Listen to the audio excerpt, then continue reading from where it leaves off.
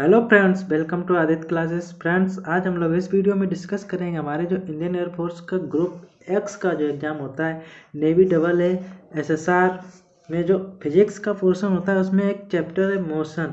तो मोशन से रिलेटेड आज हम लोग इस वीडियो में जितने भी क्वेश्चंस बनते हैं वो सभी डिस्कस करेंगे। तो चलिए स्टार्ट करते हैं।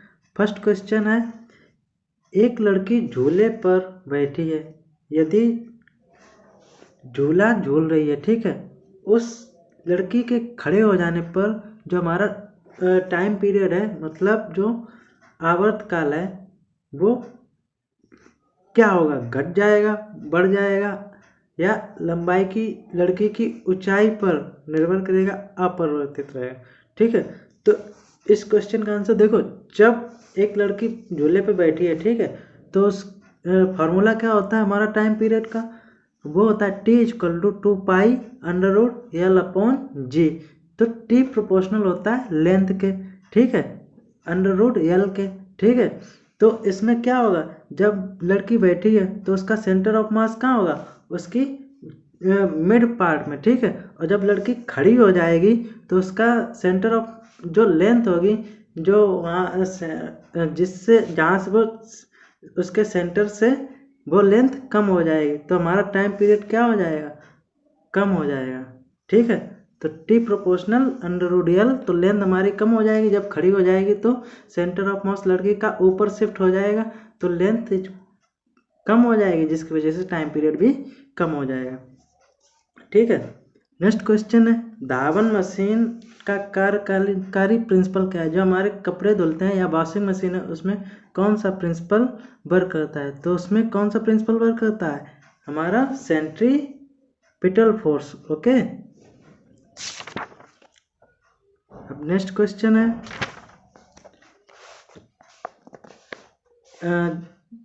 जो गुरुत्वाकर्षण के सार्वभौमिक नियम का प्रतिपादन किसने किया? जो हमारा ग्रेविटेशनल फोर्स होता है उसमें जो कांस्टेंट होता है कैपिटल जी, उसको नियम जो रूल वो किसने दिया?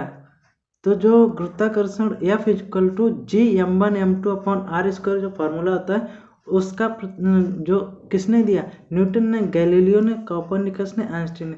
तो उसको जो दिया है वो न्यूटन ने दिया है, ठीक है। इसीलिए हम बोलते हैं न्यूटन का गुरुत्वाकर्षण का सिद्धांत। ओके, नेक्स्ट क्वेश्चन है, किसी लिफ्ट में बैठे हुए व्यक्ति को अपना भार कब अपना जो वेट है वो कब अधिक मालूम पड़े? जो एक्चुअल वेट है उससे वेट अधिक, लिफ्ट में बैठा है, ठीक है, और उसको फील हो रहा है कि मेरा वेट बढ़ गया है, वो कब फील होगा? जब लिफ्ट ऊपर की ओर मूव करेगी या लिफ्ट नीचे की ओर मूव करेगी, कब? ठीक है, तो जब लिफ्ट ऊपर की ओर मूव करेगी तब उसका जो वेट है वो एक्चुअल वेट से ज़्यादा वेट होगा, ठीक है। और जो जब नीचे मूव करेगी तो उसके एक्चुअल वेट से कम वेट उसको फील होगा।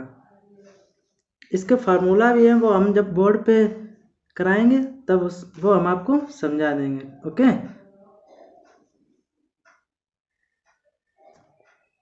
या तो अभी ऐसे समझ लो, जो F होता है F इक्वल टू ma होता है ना, तो G ऊपर G प्लस A, बोर्ड पे ही समझा देंगे हम आपको। ओके, नेक्स्ट क्वेश्चन है, सड़क पे चलने की अपेक्षा बर्फ पर चलना कठिन है, क्योंकि ये तो फ्रिक्शनल फोर्स के कारण होता है, ठीक है।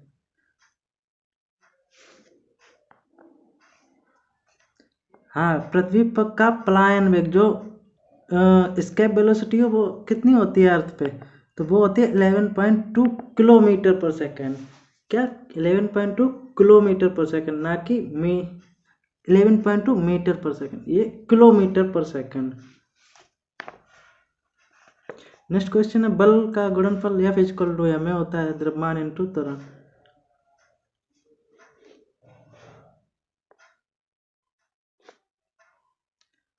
अगर किसी वस्तु को 8 किलोमीटर प्रति सेकंड के वेग से अंतरिक्ष में फेंका जाए तो क्या होगा? तो क्या होगा, वह अंतरिक्ष में चली जाएगी या पृथ्वी पर वापस गिर जाएगी? तो क्या होगा, वो पृथ्वी पर वापस हो जाएगी, क्योंकि इसकी वेलोसिटी क्या है? 8 किलोमीटर प्रति सेकंड, जबकि हमारे एस्केप वेलोसिटी की वैल्यू होती है अर्थ पे 11.2 किलोमीटर पर सेकेंड। ऊर्जा संरक्षण से यहाँ से जो एनर्जी कंजर्वेशन होता है वो तो आपको पता ही होगा कि ना तो हम एनर्जी को लॉस कर सकते हैं, ना ही डिस्ट्रक्ट कर सकते हैं, ना ही उसका कंस्ट्रक्शन कर सकते हैं, बस उसकी फॉर्म को चेंज कर सकते हैं। मानव शरीर का वेट कहाँ पे अधिक होता है, मैक्सिमम वेट कहाँ पे होता है? ध्रुवों पर, पोल पर, अर्थ के पोल पे या अर्थ के इक्वेटर पे? तो बताइए। तो जी जो होता है वो कहाँ पे ज़्यादा होता है? अर्थ के इक्वेटर पे या अर्थ के पोल पे? जहाँ पे जी ज़्यादा होगा वहीं पे वेट ज़्यादा हो जाएगा, जहाँ पे जी कम होगा वहाँ पे वेट कम होगा। तो जो पोल होते हैं ना वहाँ पर जो अर्थ होती है ना, तो पोल पे हमारी जी की वेलोसिटी ज़्यादा होती है, ठीक है, और इक्वेटर पे जी की वेलोसिटी कम होती है, इसलिए वेट किसका ज़्यादा हो जाएगा? पोल। नेक्स्ट क्वेश्चन है, मानव शरीर का भार होता है अधिकतम कहाँ पे? ध्रुवों पर या विषुवत रेखा पर या पृथ्वी की सतह पर? तो अभी हमने आपको बता दिया जहाँ पर जी ज़्यादा होगा वहाँ पर वेट ज़्यादा होगा, और जहाँ पे जी कम होगा, ग्रेविटेशनल एक्सेलरेशन जहाँ पे कम होगा वहाँ पर वेट कम होगा। तो हमारा जो पोल होते हैं, ध्रुव होते हैं, वहाँ पे ग्रेविटेशनल एक्सेलरेशन जी की वैल्यू अधिक होती है, इसलिए मानो जो भी जी पर कोई भी किसी भी थिंग्स का वेट मैक्सिमम होगा कंपेरिजन टू इक्वेटर के। ओके, नेक्स्ट क्वेश्चन है,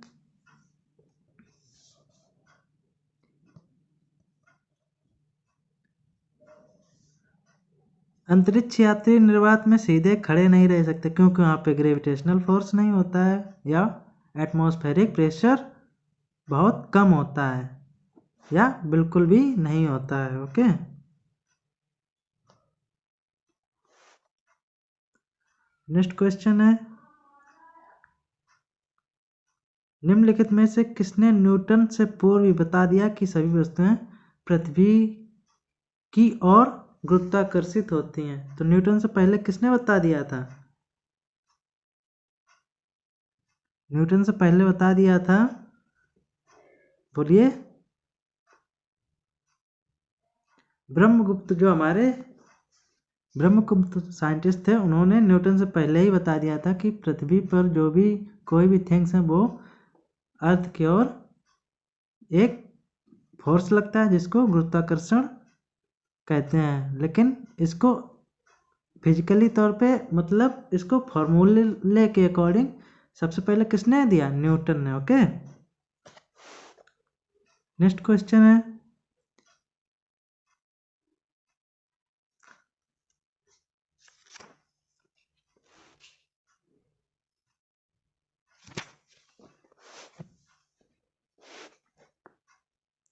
पत्थर को ठोकर मारने से व्यक्ति को चोट लगने का कारण है?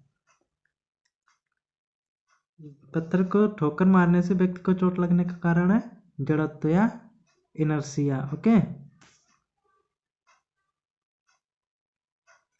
नेक्स्ट क्वेश्चन है, न्यूटन का पहला गति नियम संकल्पना देता है? किसकी संकल्पना देता है? न्यूटन का फर्स्ट नियम जड़त्व के, ओके, और सेकंड नियम संवेग परिवर्तन की दर को। ओके,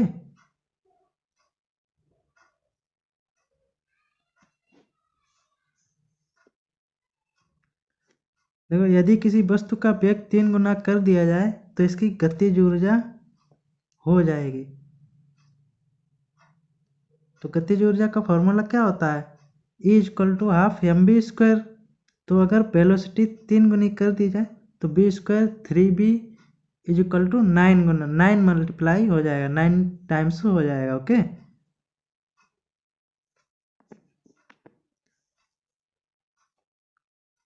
देखो हमने पहले से इसमें क्वेश्चन कोई से भी नहीं बनाए थे, ये डायरेक्ट बुक है, इसी से हम आपको डायरेक्ट क्वेश्चन करा दे रहे हैं। ओके,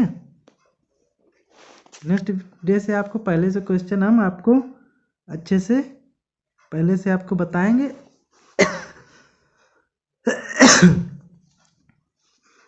जो जियो सिंक्रोनस सैटेलाइट होते हैं उनकी टाइम पीरियड कितना होता है? तुल्यकालिक उपग्रह जिनको कहते हैं उनका परिक्रमण की अवधि कितनी होती है?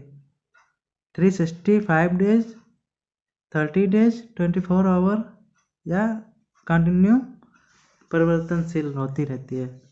तो जो जियो सिंक्रोनस सैटेलाइट होते हैं तुल्यकालिक उपग्रह, उनका हमारा टाइम पीरियड होता है 24 आवर।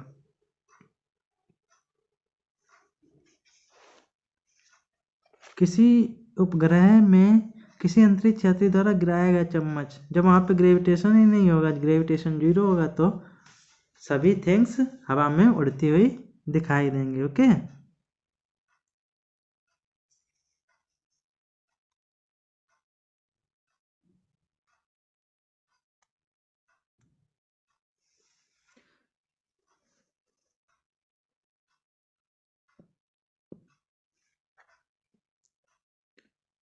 विद्युत मोटर में विद्युत ऊर्जा किस ऊर्जा में रूपांतरित होती है? तो विद्युत मोटर मैकेनिकल एनर्जी, विद्युत मोटर में विद्युत ऊर्जा किस ऊर्जा में, हाँ, जो लाइट होती है ना, लाइट इलेक्ट्रिकल एनर्जी को जो मोटर होती है वो मैकेनिकल एनर्जी में कन्वर्ट कर देती है। ओके, ग्रहों की चाल से संबंधित नियम किसने दिए? तो जो ग्रहों की चाल से संबंधित नियम दिए वो किसने दिए? केपलर ने। ओके, शुष्क बैटरी सेल में कौन सी एनर्जी होती है, ऊर्जा होती है? तो वो केमिकल एनर्जी होती है।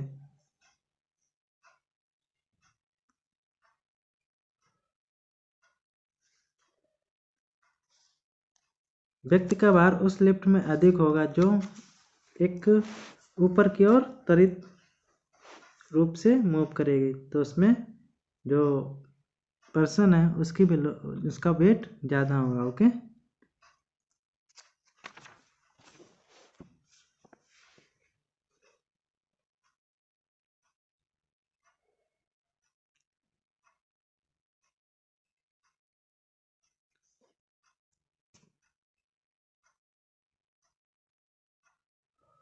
रॉकेट का सिद्धांत क्या है? रॉकेट किस सिद्धांत पर वर्क करता है? ऊर्जा संरक्षण, बर्नौली प्रमेय, एवोगाड्रो परिकल्पना, संवेग संरक्षण। तो जो हमारा रॉकेट है वो हमारा संवेग संरक्षण पर वर्क करता है। ओके, किस पे? मोमेंटम कंजर्वेशन पे।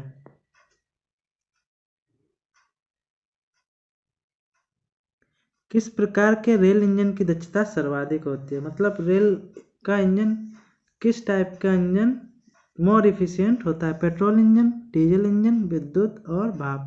तो सबसे कम होता है भाप, फिर डीजल, फिर पेट्रोल और सबसे ज़्यादा होता है विद्युत।